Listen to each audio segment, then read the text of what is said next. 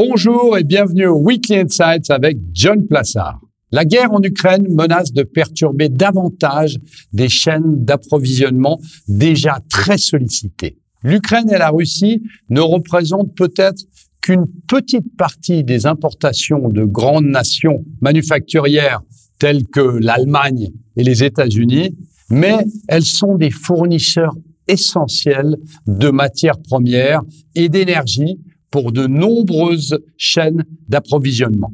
La Russie et l'Ukraine sont à la tête de la production mondiale de métaux tels que le nickel, le cuivre et le fer. Elles sont également largement impliquées dans l'exportation et la fabrication d'autres matières premières essentielles comme le néon, le palladium et le platine.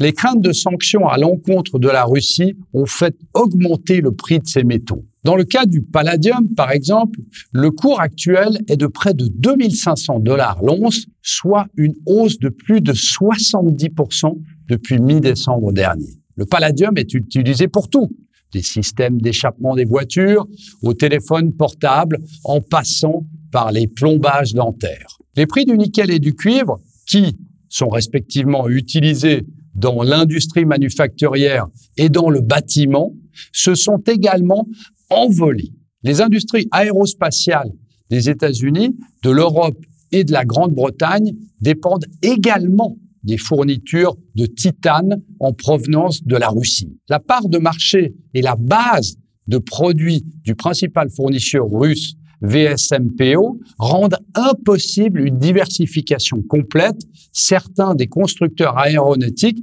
ayant signé des contrats de fourniture à long terme jusqu'en 2028. Pour tous ces matériaux, il faut s'attendre à des perturbations et à des pénuries potentielles, menaçant d'entraîner une nouvelle hausse de prix de nombreux produits et services. Mais ce n'est pas tout. Dans le cadre des sanctions à l'encontre de la Russie, les États-Unis ont menacé de couper l'approvisionnement de la Russie en micropuces semi-conducteurs. Mais cette menace sonne faux lorsque la Russie et l'Ukraine sont des exportateurs clés de néon, de palladium et de platine, tous essentiels à la production de micropuces. Environ 90% du néon qui est utilisé pour la lithographie des puces provient de la Russie.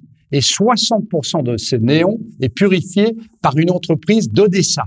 Les sources alternatives nécessiteront des investissements à long terme avant d'être en mesure d'approvisionner le marché mondial.